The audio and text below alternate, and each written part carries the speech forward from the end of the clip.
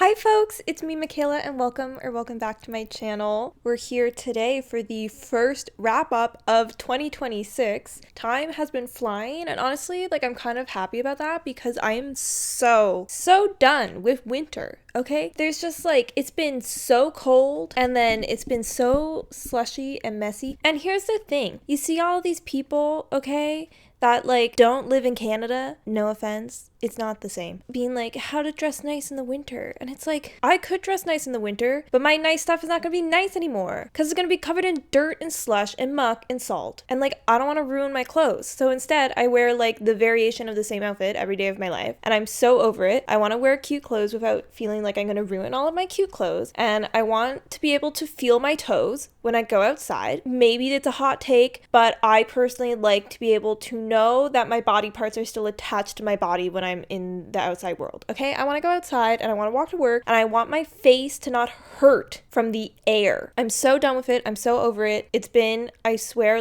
minus 15 or colder for the majority of December and January. And even if it was minus 7, above minus 10, this is Celsius, Canada. I'd be happy with that. I could live with that. I can live with minus 7 Celsius winter. I cannot live with minus 18 Celsius wintertime. That's without wind chill, people. It's been feeling like it's been minus 30 lately. I am turning away in this chair slowly but surely. That's not what I'm here today for. But I feel like I needed the rant. I needed to get that off my chest because I'm just so over winter.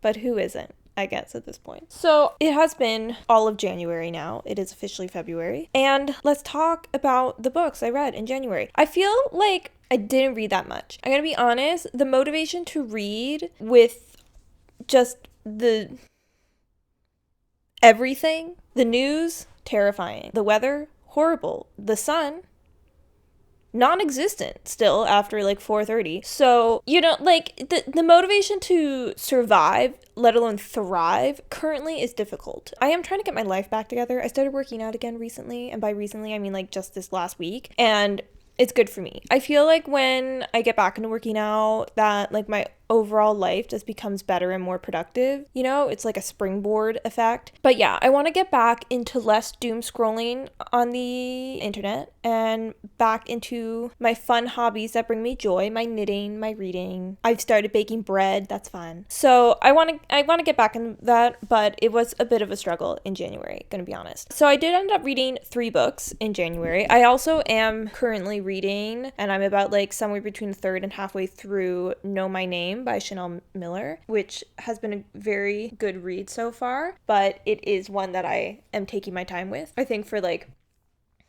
obvious reasons. And so I finished 3 books in January, and they were 2 mystery books and 1 fantasy book. 2 of them were owned physical reads. 1 was a loaned read through Libby that I read digitally. I also had 2 new books and 1 reread. I read a total of 1,352 pages in January, which averages to 451 pages a book and about 44 pages per day. It has been a bit of the chunkier book side of things. And let's dive right in. This is going to be a quick, short little video because there's not a whole lot for me to say, but we will go through the books. Oh, I did have an average rating of 3.5 for January, so not a bad month, not a good month, kind of just a month, which is fine with me. So the first book that I read in 2026 was Not Quite Dead Yet by Holly Jackson, and I actually finally finished all of the editing for the video I made of this where I tried to solve it before it was revealed. And I just started reading it, was feeling super motivated to create a murder board again, so I did that. So if you're someone who likes my long form videos, if you like to watch me fall into chaos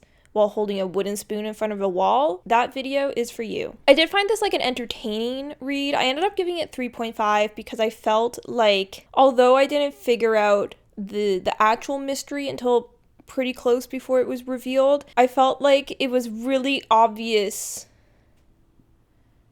what wasn't the mystery, if that makes sense. Like, they'll throw in clues to try and like throw you off. Oh, is this something completely unrelated to the murder mystery? And all the things that were like, ooh, is this the murder mystery, but like weren't, where it's like was really obvious to me that like that has nothing to do with that. There were certain things that felt a little too obvious to me, but like not with the actual mystery, but with what wasn't the mystery. I feel like that doesn't make any sense, but that's what I'm going with. I did find it quite entertaining, and I think like part of that was because I was making a murder board to try and solve it. So I think like for my personal reading experience, it was like almost a 4, but I felt like if I took away my like murder board, that was like the half star, so I settled on a 3.5 because of that. I also just found like the main character wasn't the most likable person, and you're like trying to solve her murder. I should probably tell you what this is about. This is following Jet, who gets attacked on Halloween. She wakes up in the hospital and is told that she has this major brain injury that's going to kill her in 7 days, so she tries to solve her own murder.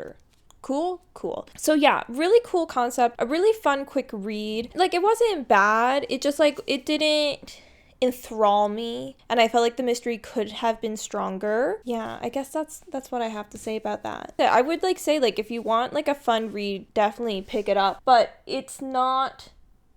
Where am I going to put this? My usual setup is messed up. It's not like, you know, a 5-star, this is going to be the best mystery you've read, you know, all year. I mean, if you haven't read a mystery yet this year, then it could be so far if this is the only one you read. Yeah, it's just like good, not great. Also, side note, I don't know how much you can tell, but it's been driving me nuts that my bookshelves are in desperate need to be reorganized. It is an absolute disaster mess situation happening on here. It's gotten to the point where like my shelves have just become like a dropping zone for just like things. Like, I'm pretty sure I have a pile of dead batteries just on my bookshelf right now. What are those doing there?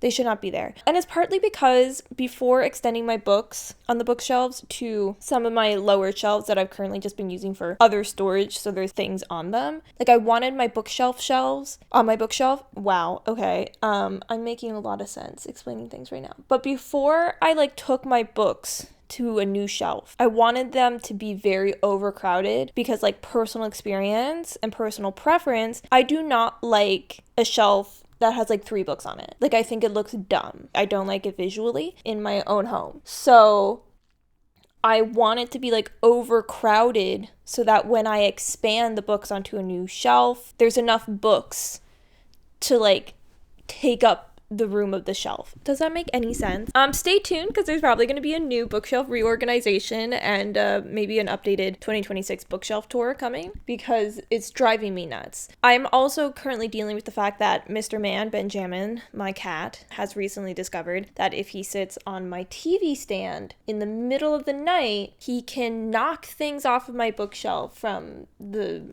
edge of these 3 shelves. So I will need to consider that for his and my safety and sanity going forward. That's gonna have to change. I don't know why. He just one day was like, it's 3 a.m. and I've discovered I can knock this over. Cats, man. Anyway, books I've been reading. So the second book that I read in January was A Sorrowful Sanctuary by Iona Whishaw. This is the, I want to say 5th book?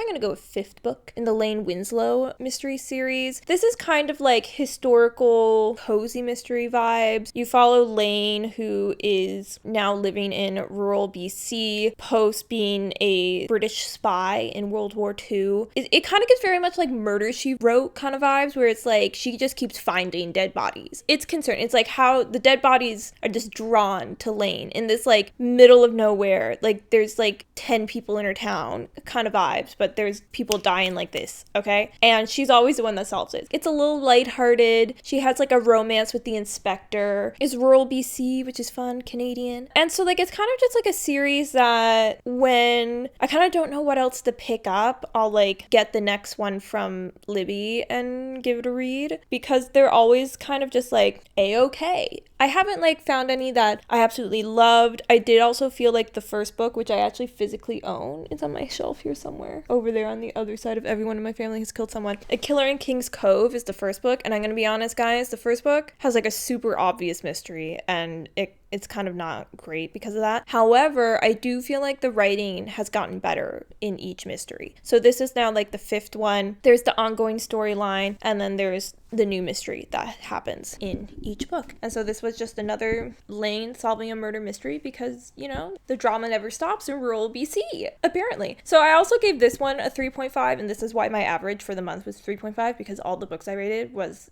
3.5. It just was like a fine month. I also was kind of reading mysteries. I was in a mystery mood. I feel like I'm kind of still in mystery mood, and maybe I should pick up another mystery, and that's why I've been struggling with the reading. I feel like I've been trapped in this having books that I felt I need to finish before I can pick up new books. The like 3rd and final book I read in January was this, and then I also have my reread of Quicksilver that I started in December, and I read like, I don't know, like 80 pages, and then I just like never picked it up again. But I feel like I need to get the reread that I started. Like I need to complete the things I started. I also have like the 2nd Hunger Games book that I've been rereading, but then I just like read again like 60-70 pages and then just like stopped. I just been like having like reading paralysis. Like I will start something and I'd be like, oh, I'm gonna start this, I'm gonna start that, and then I feel now I'm trapped in the middle of so many books, because I also last year started The Idiot by Elif Batman, and I also started Oathbound by Tracy Deonn. Never finished either of those. Just started them and then got partway through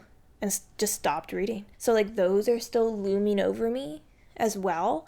It's been a lot. It's been like a struggle for me being a perfectionist and a completionist to like be failing at completing things, just like utterly failing at it. So I've been like trying to get over that hump, because it feels like I can't start new books because I like keep not finishing things. And so I am getting closer to finishing things now. I did finally finish. I started this at the end of December, but I finished my Harry Potter critical reread. So I finally finished reading Deathly Hallows in January. For some reason, I started that reread. When did I start that? Like December 28th. And I was like, I'm going to finish this before the end of the year. Girl, who did I think I was at the end of December that I was like, I'm going to read 600 pages in 3 days, with the state of my reading habits at that time too. Who did I think I was? I don't even know. I don't rate the Harry Potter when I'm rereading them. I wanted to do a critical reread of my childhood books, and so I did that, and I let you guys know when I read them, and that's it. I don't need to talk about it. It was like a personal endeavor for me, but it does count towards my reading goals, so I'm going to mention it to you, but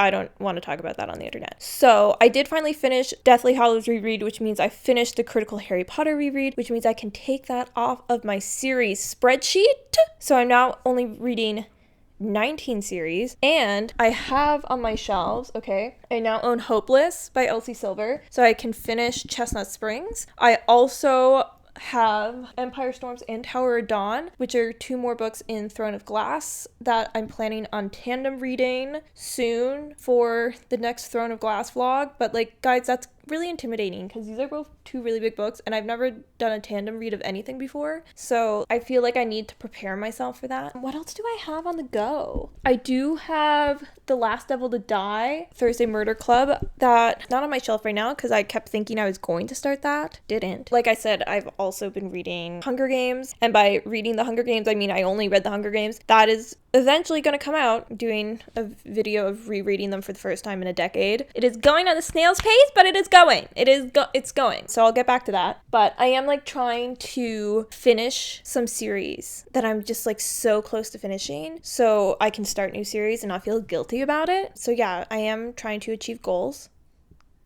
Sometimes it's difficult. Because also, I made a 26 books in 2026 list. It's been 1 month. Already forgot I did that. I made that like 2 weeks ago, and I have already forgot I made that list. Things are going super great over here. But that's my wrap up for the month. I feel like this video has been all over the place. I'm sorry. I've been all over the place. This is why I've been struggling with my reading, because I am everywhere and nowhere all at once. But if you did happen to like the video, make sure to give it a like, give it a little thumbs up. Happen to like me, consider subscribing. I'd be happy to have you. Let me know down below, how's your reading been so far in 2026? Do you have a favorite book yet? Do you have a 5-star yet? Let me know all of your thoughts. And with that, I hope you're having a wonderful day today, and I'll see you in the next one. Bye-bye.